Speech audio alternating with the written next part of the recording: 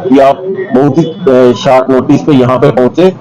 इस press conference ये जो रखी है हमने, इसका मेन मकसद ये है, पिछले दिनों कुछ चोरियां हुई थी सब डिवीजन वेस्ट में, जो कि हमारे डीएसपी साहब है सतीश भारद्वाज, उनके अंडर आता है। तो इसमें जो चोरियां हुई थी उनमें से कुछ 6 चोरियां पिछले दिनों पकड़ी गई। तो मैंने सोचा कि इसी मतलब प्रेस कॉन्फ्रेंस के थ्रू आप लोगों को इनके बारे में बताया जाए कि जो हमने रिकवरी की है। जैसे लगभग 6 चोरियां हैं, इनमें 37 लाख के लगभग रिकवरी हुई है। तो मैं वन बाय वन थोड़ा थोड़ा इनको डिस्क्राइब करूंगा। वैसे सबसे पहली चोरी थी 19/2/25 की एफआईआर नंबर 2225 जानीपुर थाना।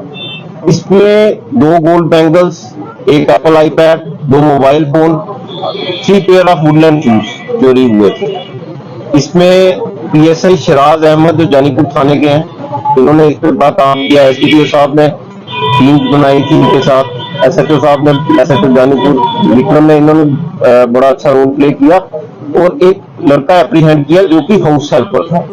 ये एजेंसी के थ्रू आया था। इस मीडियम से मतलब जैसे ही प्रेस कॉन्फ्रेंस करने का ये भी एक मकसद है कि हम ये भी बताते चलें, घर पे आप कोई हाउस हेल्प रखते हो, कुछ रखते हो, उसकी जैसे टाइम टू टाइम हम कहते हैं वेरिफिकेशन जरूर करवाओ। वेरिफिकेशन बहुत जरूरी है। इन्होंने अपनी तरफ से एजेंसी वाले से बातचीत की, वो व्हाट्सएप पे से बातचीत करता था, बट बाद में उसने भी फोन रख दिया। ये लड़का असम का रहने वाला था, इसने इनके यहाँ से चोरी करके ये भागा। तो बहुत ही ज्यादा स्ट्रेनुअस एफर्ट्स के बाद हमारी टीम ने इसको पकड़ा। इसमें ये सब जो चीजें चोरी हुई थी, जैसे गोल्ड बैंगल्स लगभग 6.9 लाख की थी, एप्पल आईपैड था 40,000 के लगभग, 2 सेल फोन थे 1 लाख के लगभग, हम कीमत लगा के चल रहे हैं, ज्यादा ही होगी। शूज थे जो वुडलैंड के लगभग 18,000, तो 8.48 लाख के ये इसमें रिकवरी हुई। उसी के बाद एक और एफआईआर लगी थी जानीपुर थाने में 20/2/2025 की, एफआईआर नंबर 2325। ये 2225 से ये 2325। इसमें एक बुलेट चोरी हुआ था, जिसमें हमारा पीएसआई शक्ति सिंह, आप जानते होंगे, चौकी ऑफिसर यहाँ हाई कोर्ट, उन्होंने इसमें रिकवरी की थी इस बुलेट बाइक की। और इसमें जो चोर पकड़ा गया ये धीरज सिंह करके है, कोई गुम्मट का रहने वाला। इसके ऊपर कुछ 25-26 एफआईआर ऑलरेडी लगे। इसके अलावा ये तो हो गया हमारे जानीपुर के 2 पर्चे जो रिसेंटली लगे थे। अब मैं आपको बख्शीनगर के कुछ जो रिकवरी हुई है उनके बारे में बताता चलूंगा। एक मेजर जो चोरी हुई थी उसमें एफआईआर नंबर 1725। उसमें एक शख्स किसी के घर में आया होकर लेकर, वो घर पे नहीं थे, उनके बच्चे को डराया धमकाया, तो उनसे लगभग घर से 175 ग्राम गोल्ड, 200 ग्राम सिल्वर और लगभग 2 लाख कैश वहां से चोरी करके चला गया। इसमें हमारी टीम ने बहुत एफर्ट्स किए। खासतौर पे मैं कहूंगा कि डीएसपी साहब तो इस पर पूरी नजर रखे। मान सिंह ने बहुत ही अच्छा काम किया, हमारे एसएचओ बख्शीनगर, इन्होंने भी टाइम टू टाइम इनके साथ चले। तो इसमें इन्होंने लगभग 160 ग्राम सोना रिकवर किया, 200 ग्राम सिल्वर और 1,70,000 रुपया कैश। साथ ही साथ वो टोका भी रिकवर किया है और वो जो गाड़ी यूज हुई है वो भी सीज की है। इसके अलावा जो एक और एफआईआर, ये भी बख्शीनगर थाने की है,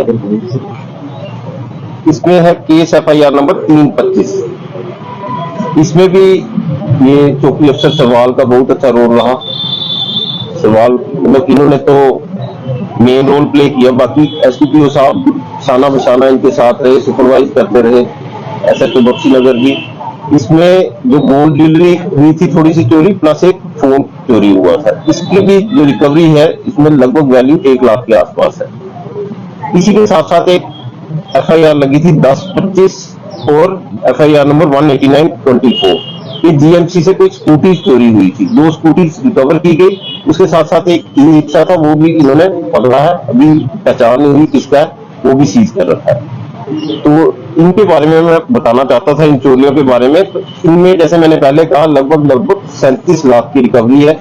और मैं प्रेस कॉन्फ्रेंस खत्म करने से पहले ये दोबारा जो लोग भी आपके चैनल्स, आपके ये जितने भी फुटेज है ये देखें, मैं सबसे ये रिक्वेस्ट करूंगा, घर पे किसी को भी रखें, वेरिफिकेशन जरूर करवाएं। टेनेंट वेरिफिकेशन, अगर कोई टेनेंट रखे उसको अपनी दुकान पे, अपने काम पे, कहीं पे किसी को रखें, वेरिफिकेशन पुलिस से जरूर करवा लें। आपने सिर्फ इंटीमेट ही करना है, पुलिस आपके लिए वो काम करेगी। उससे आपका जो कामकाज है सशक्त रहेगा, और सेफ रहेगा। साथ ही साथ सीसीटीवी लगाने की बहुत ही ज्यादा जरूरत है। जैसे आप भी देखते होंगे आज की डेट में जितनी भी चोरियां पकड़ी जाती हैं, जैसे तो आप भी कर रहे हैं ये क्राइम से रिलेटेड, जैसे कि जर्नलिज्म में है, पीछे जितनी भी चोरियां होती हैं उनकी कोई भी रिकवरी में हेल्प सीसीटीवी फुटेज से ही मिलती है।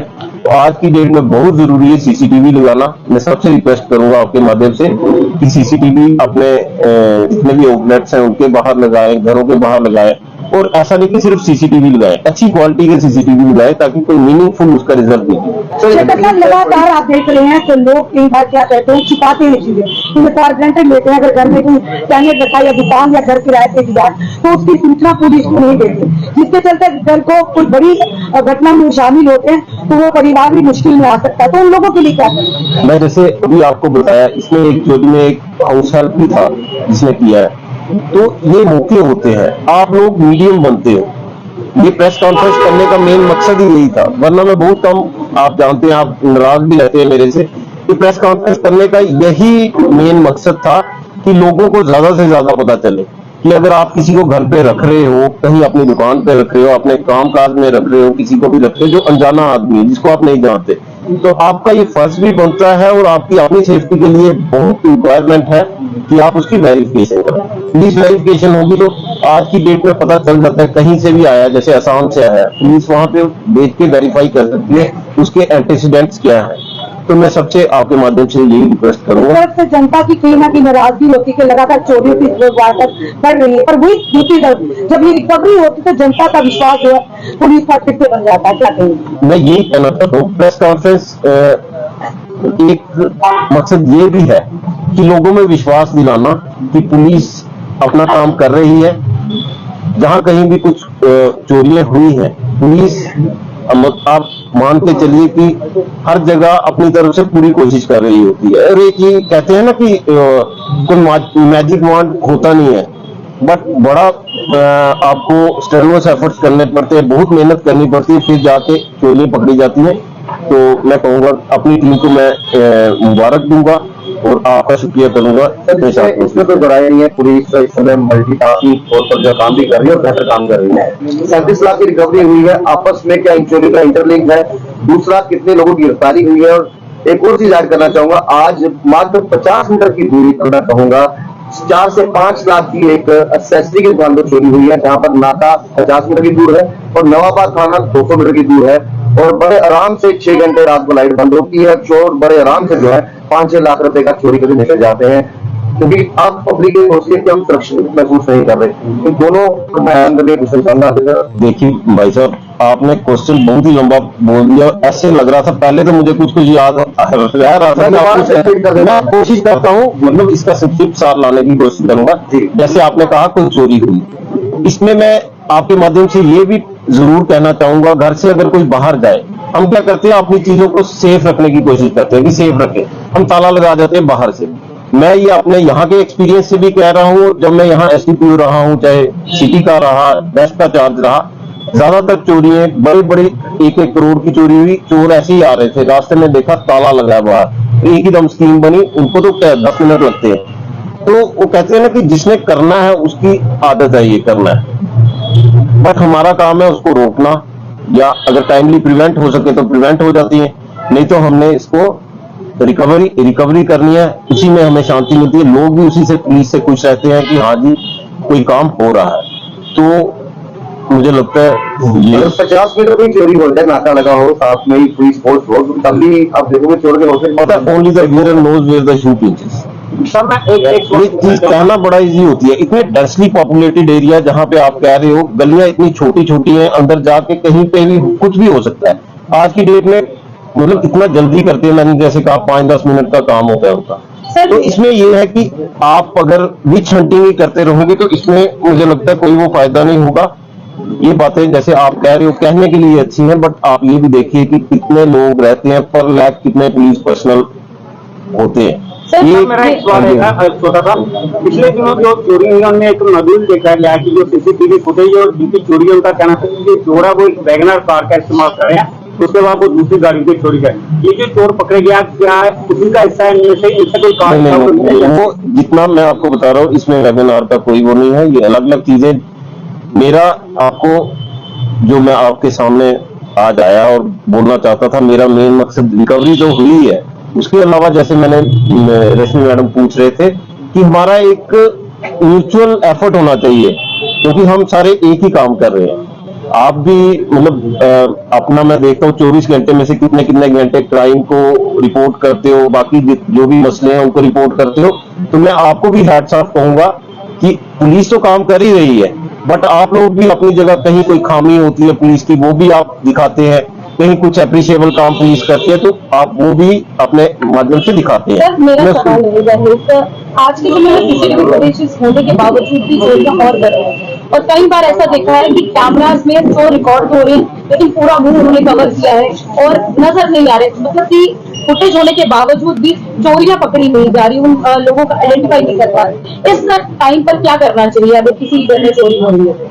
जैसे मैंने पहले कहा, आपने पूरा अगर जा रहे हैं, जो पुराना ओल्ड सिस्टम था ना, मोहल्ले में लोग एक दूसरे को जानते थे, घर से जाते थे, वो रिस्पॉन्सिबिलिटी दे के जाते थे। आज की डेट में देख रहे हैं हम लोग अलूफ रह रहे हैं, आप यहाँ पे रह रहे हैं, साथ वाले घर वाले को नहीं जानते, तो वो एक पुराना जो कम्युनिटी सिस्टम हमें लाना पड़ेगा।